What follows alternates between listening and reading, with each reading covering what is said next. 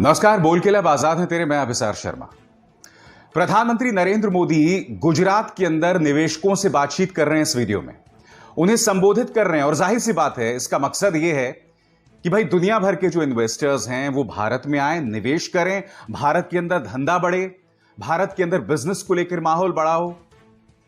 मगर एक तरफ तो प्रधानमंत्री नरेंद्र मोदी आप ये कोशिश कर रहे हैं और दूसरी तरफ उत्तर प्रदेश के कानपुर में क्या हो रहा है, आपको इस बात का अंदाजा है? जब सत्ता की ताकत के सामने सवाल कमजोर पड़ जाए तो आवाज बुलंद करनी पड़ती है। बोल कि लब आजाद है तेरे, न्यूज क्लिक पर मेरे साथ। दूसरी तरफ ट्विटर पर विपक्ष के नेताओं पर किस तरह से अंकुश लगाया जा रहा है, वो भी आपकी सरकार के दबाव के चलते। उसका अंदाजा है आपको? बिल्कुल अंदाजा है, क्यों नहीं होगा। इस तस्वीर को देखिए दोस्तों। असरार अहमद नाम के एक मुस्लिम युवक को उसकी 7 साल की बेटी के सामने बेरहमी से पीटा गया। भीड़ ने, बजरंग दल के इन कार्यकर्ताओं ने उस पर दबाव डाला, मारा, पीटा, जय श्री राम के नारे लगाने को कहा और यह सब कुछ हो रहा था उसकी 7 साल की बेटी के सामने। यह सब कुछ हो रहा था पुलिस की मौजूदगी में। असरार अहमद को इस कदर पीटा जा रहा है, लोगों को अंदाजा नहीं है कि हमने अपने समाज में इस कदर अंधेरा पिरो दिया है, इस कदर अंधेरा उड़ेल दिया है कि हमें उस 7 साल की बच्ची की रुदाली भी नहीं दिखाई दे रही। 3 लोगों को गिरफ्तार किया गया और इस पूरे घटनाक्रम के पीछे एक भारतीय जनता पार्टी के विधायक का भी हाथ है। उस पर कोई अंकुश लगाया गया? नहीं लगाया गया। पुलिस ने खानापूर्ति के तौर पर यह कार्रवाई कर दी है। मगर मैं दावे के साथ कह सकता हूं दोस्तों, जिस तरह से यह शख्स अश्विनी उपाध्याय 1 दिन के अंदर रिहा हो गया था, 1 दिन के अंदर इसको बेल मिल गई थी, इस आदमी को भी बेल मिल जाने वाली है। इन्हें भी कुछ नहीं होने वाला है। मैं आपको बतलाना चाहता हूं दोस्तों, इस मुद्दे पर खुद कानपुर पुलिस का क्या कहना है, मेरा नहीं, कानपुर पुलिस का क्या कहना है। कानपुर पुलिस का कहना है कि भाई यह मामला जो है 2 परिवारों में आपसी रंजिश को लेकर था और फिर यह मामला बढ़ गया। सुनिए मामला क्या है। इस संबंध में पहले से दोनों पक्षों की तरफ से मुकदमा दर्ज है और मुकदमे की विवेचना प्रचलित है। उसमें भी जो नियमानुसार, जांच के अनुसार जो कार्रवाई होगी वो की जाएगी। दोस्तों, मेरी लगातार बातचीत हो रही है पत्रकारों से और उनका यह कहना था कि देखिए पूरा मामला शुरू हुआ 2 परिवारों के बीच रंजिश को लेकर, एक नाली को लेकर, एक सिविक मामला था और वो मामला बढ़ता गया, जिसमें एक परिवार ने बाद में जाकर यह आरोप लगाया कि हमारी 14 साल की बच्ची को जो है ये लोग छेड़खानी करते थे। बीबीसी की रिपोर्ट क्या कहती है मैं आपको पढ़ के सुनाना चाहता हूं और इसके बाद मैं आपको बतलाऊंगा कि असरार अहमद के साथ किस तरह की नाइंसाफी हुई। इस घटना के पीछे 9 जुलाई को हुई एक अन्य घटना को बताया जा रहा है, जब बर्रा 8 निवासी एक परिवार की नाबालिग लड़की से कुछ युवकों ने कथित तौर पर छेड़खानी की थी। आरोप है कि परिवार के विरोध करने पर अभियुक्त धर्मांतरण का दबाव बनाने लगे। पीड़ित परिवार ने पुलिस से शिकायत की, लेकिन उनकी रिपोर्ट दर्ज नहीं हुई। लड़की की मां ने बीबीसी को बताया, हमारी 14 साल की बेटी को ये रोज छेड़ते थे, शिकायत करने पर मारने पीटने की धमकी देते थे, धर्म परिवर्तन का भी दबाव बनाते थे। हमने अपनी शिकायत में धर्मांतरण की बात भी कही थी, लेकिन पुलिस ने एफआईआर में सिर्फ छेड़खानी की धारा लगाई थी। अब आगे गौर कीजिएगा। वहीं इस बात की जानकारी होने पर बजरंग दल के कुछ कार्यकर्ता बुधवार को अभियुक्तों के घर पहुंचे, लेकिन उनके न मिलने पर उनके एक रिश्तेदार असरार अहमद को घर से घसीट लाए और सार्वजनिक तौर पर पीटने लगे। आरोप है कि इस दौरान पुलिस वहां मौजूद रही और मूक दर्शक बनी रही।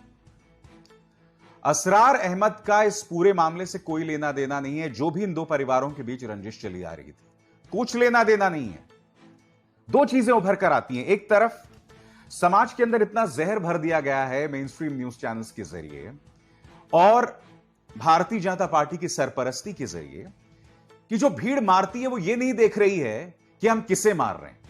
उन्हें सामने सिर्फ एक मुसलमान दिखाई दे रहा है, उसका दोष है या नहीं वो देख भी नहीं रहे हैं। और वैसे भी अगर किसी का दोष है तो उस पर कार्रवाई किसके अंतर्गत होनी चाहिए बताइए? कानून के अंतर्गत होनी चाहिए, नहीं होनी चाहिए। अगर एक पक्ष ने तमाम चीजें की भी, जैसा कि एक पक्ष आरोप लगा रहा है, चाहे वो छेड़खानी का हो या धर्म परिवर्तन का हो, तो इसमें असरार अहमद का क्या दोष है?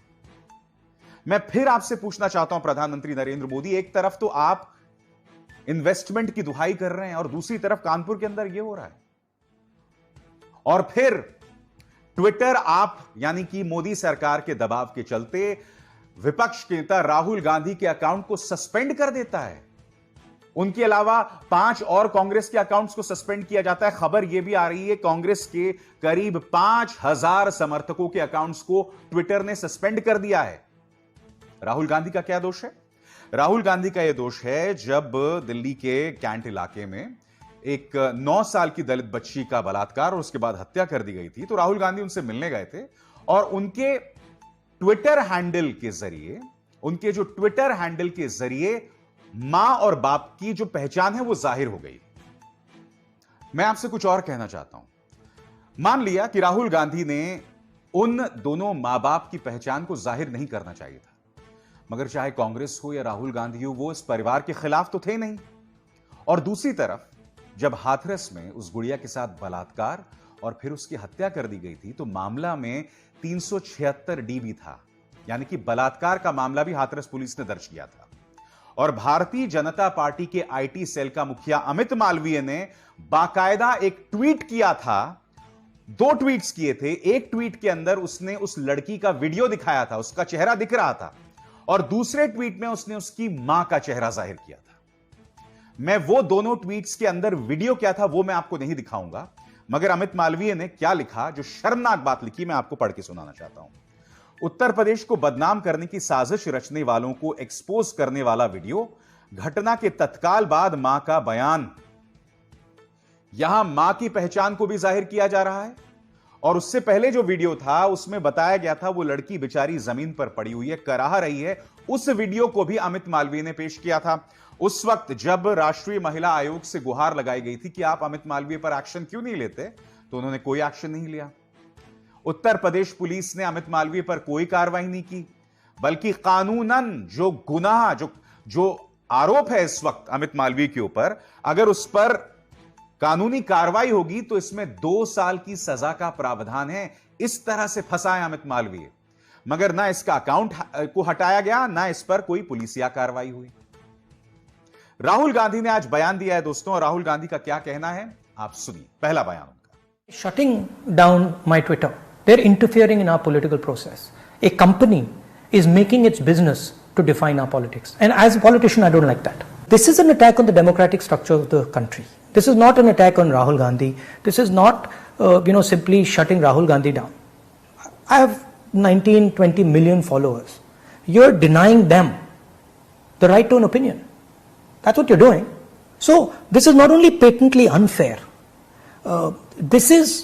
They're breaching the idea that Twitter is a neutral platform. And for the investors, this is a very dangerous thing, because taking sides in the political contest has repercussions for Twitter.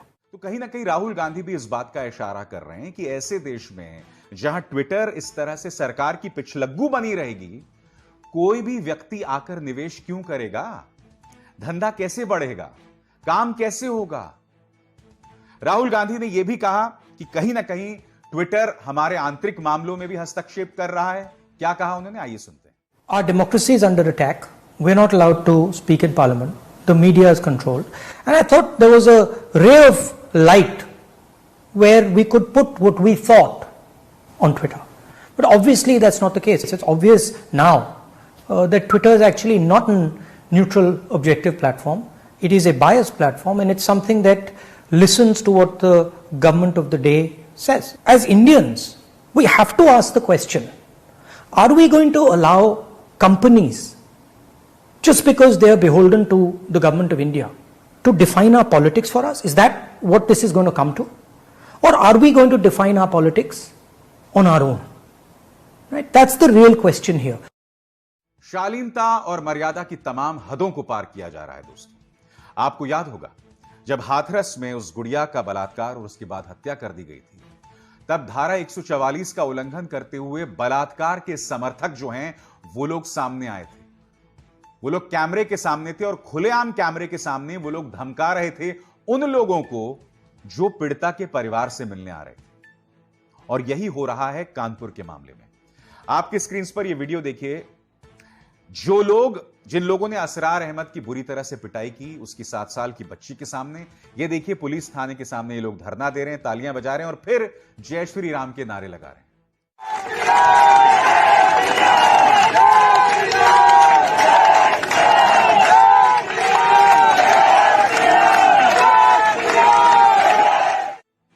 मानो जय श्री राम का नारा जो है वो एक युद्धोन्माद हो गया है, एक वॉर क्राई हो गया है।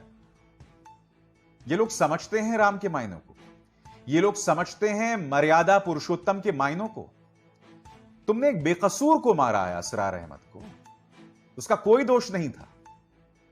ये दो परिवारों के बीच रंजिश का मामला था। खुद कानपुर पुलिस ये कह रही है, उत्तर प्रदेश पुलिस ये कह रही है, मगर धर्म के जरिए और राजनीति में उसके इस्तेमाल के जरिए लोगों को इस कदर अंधा किया जा चुका है कि यही किया जा रहा है। और ये और आगे बढ़ेगा, क्योंकि 7 महीने बाद, जैसे कि आप जानते हैं, उत्तर प्रदेश में चुनाव है।